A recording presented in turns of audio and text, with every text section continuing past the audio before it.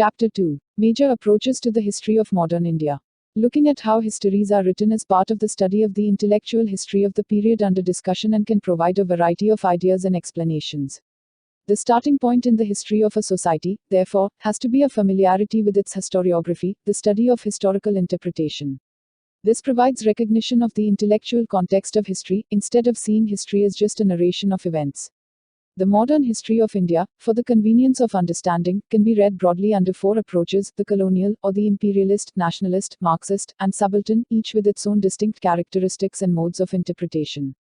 However, there are other approaches: communalist, Cambridge, liberal and neoliberal, and feminist interpretations, which have also influenced historical writing on modern India.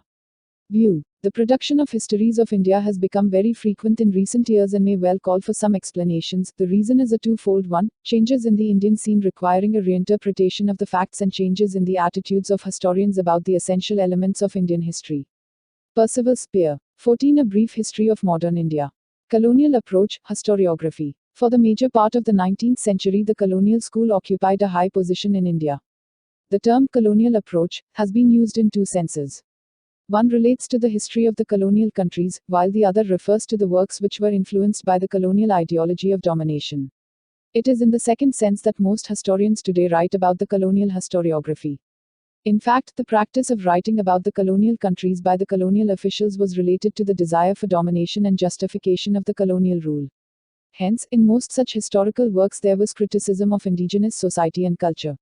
Simultaneously, there was praise for the Western culture and values and glorification of the individuals who established the colonial empire.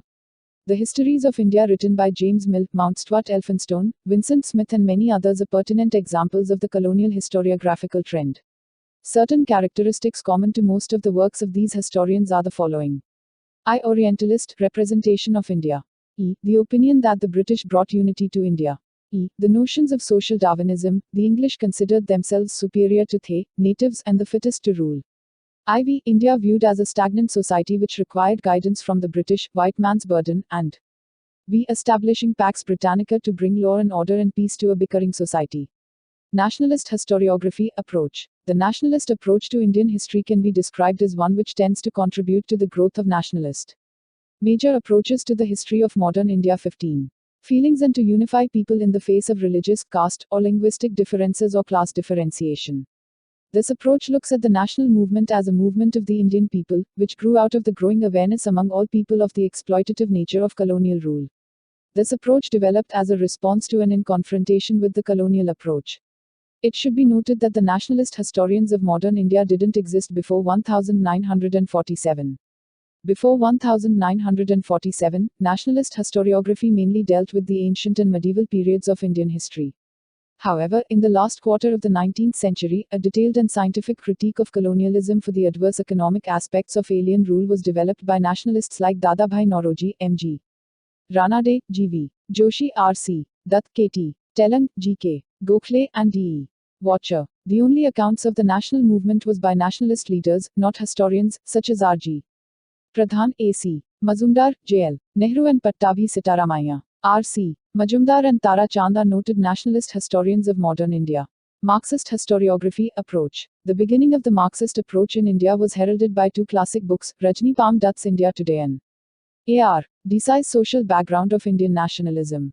Originally written for the famous Left Book Club in England, India Today, first published in 1940 in England, was later published in India in 1947.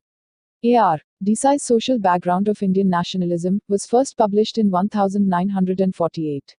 Unlike the imperialist, colonial approach, the Marxist historians clearly see the primary contradiction between the interests of the colonial masters and the subject people, as well as the process of the nation in the making. Unlike the nationalists, they also take full note of the inner contradictions between the different sections of the people of the Indian society. However, some of them, particularly Rajni Palm. 16. A brief history of modern India. Dutt were unable to fully integrate their treatment of the primary anti-imperialist contradiction and the secondary inner contradictions, and tended to counterbalance the anti-imperialist struggle with the class or social struggle. They tend to see the national movement as a structured bourgeois movement, if not the bourgeoisie's movement, and miss its open-ended and all-class character. Another noted Marxist historian, who made a critique of R.P. Dutt's paradigm, is Sumit Sarkar. He considers Dutt's paradigm as a simplistic version of the Marxian class approach. He looks at the nationalist leaders in the light of intelligentsia, which acts as a kind of proxy for his yet passive social forces with which it had little organic connection. A.R. Desai traces the growth of the national movement in 5 phases, each phase based on particular social classes which supported and sustained it. Subaltern approach, historiography. This school of thought began in the early 1980s under the editorship of Ranajit Guha, as a critique of the existing historiography, which was faulted for ignoring the voice of the people. Right from the beginning, subaltern historiography took the position that the entire tradition of Indian historiography had had an elitist bias. For the subaltern historians, the basic contradiction in Indian society in the colonial epoch was between the elite, both Indian and foreign, on the one hand, and the subaltern groups, on the other, and not between colonialism and the Indian people. However, they do not subscribe to the Marxist theory of the nature of the exploitation by the nationalist movement. They point out that the Indian society of the time could not be seen in terms of class alone, as capitalism in the country was just nascent at the time. This school sees nationalism as exploitative in terms of caste, gender, religious and creed divisions. Nationalism, say the subalterns, ignored the internal view. A few historians have of late initiated a new trend, described by its proponents as subaltern, which dismisses all previous historical writing, including that based on a Marxist perspective, as elite historiography, and claims to replace this old, blinkered, historiography with what it claims is a new people's or subaltern approach. Bipin Chandra. Contradictions within the society as well as what the marginalized represented or had to say. They believe that the Indian people were never united in a common anti-imperialist struggle, that there was no such entity as the Indian national movement. Instead, they assert, there were 2 distinct movements or streams, the real anti-imperialist stream of the subalterns and the bogus national movement of the elite. The elite streams, led by the official leadership of the Indian National Congress, were little more than a cloak for the struggle for power among the elite. Communalist approach. The historians of this school, relying completely on the colonial historiography of medieval India and colonial era textbooks, viewed Hindus and Muslims as permanent hostile groups whose interests were mutually different and antagonistic to each other. This view was not only reflected in the writings of the historians but also took a more virulent form in the hands of the communal political leaders. In their view, India's medieval history was one long story of Hindu-Muslim conflict. As a corollary of this view, it was then argued that the 19th and 20th century Muslims had the happy and proud, ever-present memory of having been the ruling class, while Hindus had the sad and humiliating memory of having been the subject race. This ultimately developed mutual hatred among these groups, often resulting in communal riots and, in the end, led to the partition of India. 18. A brief history of modern India. Cambridge School. According to this school of thought, the fundamental contradiction under colonial rule was not between imperialism and the Indian people, but among the Indians themselves. Further, Indian nationalism was not the product of a struggle of the Indian people against colonial exploitation, but what arose from conflict among the Indians for getting the benefits given to them by the British rulers. The leaders of the national movement, according to this school, were inspired by the quest for power and material benefits.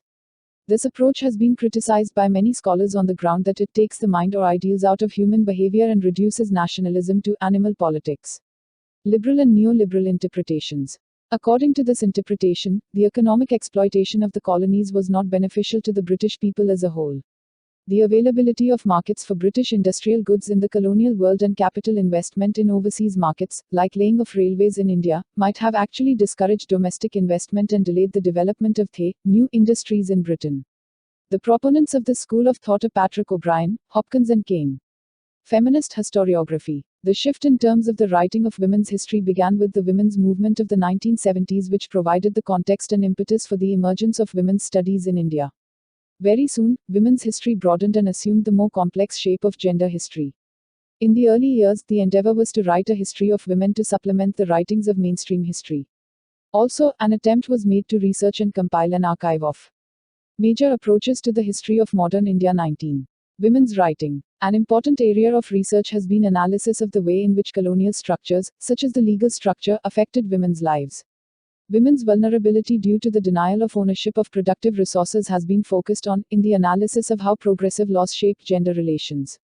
In the colonial period, 2 works based upon the women's question in India, The High Caste Hindu Woman, 1887, by Pandita Ramabai, and Mother India, 1927, by Catherine Mayo, attracted international attention. Summary. Different approaches. Colonial approach is influenced by the colonial ideology of domination. It focuses on criticism of indigenous society and culture, and praises the Western culture and values. James Mill, Vincent Smith etc. followed this approach. Nationalist approach evolved as a response to and in confrontation with the colonial approach. Before independence, the school dealt with the ancient and medieval periods of Indian history, and not the modern period.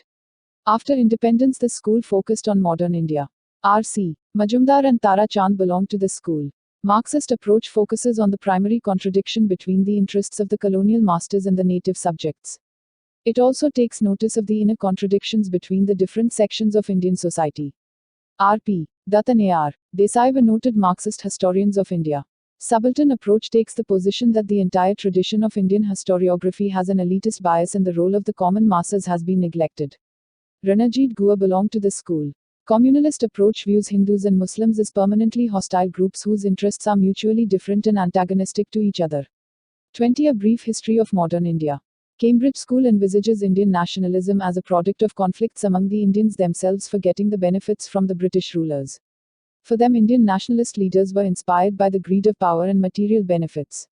Liberal and neoliberal interpretations imply that the economic exploitation of the colonies was not beneficial to the people of Britain as it delayed the development of new industries in Britain.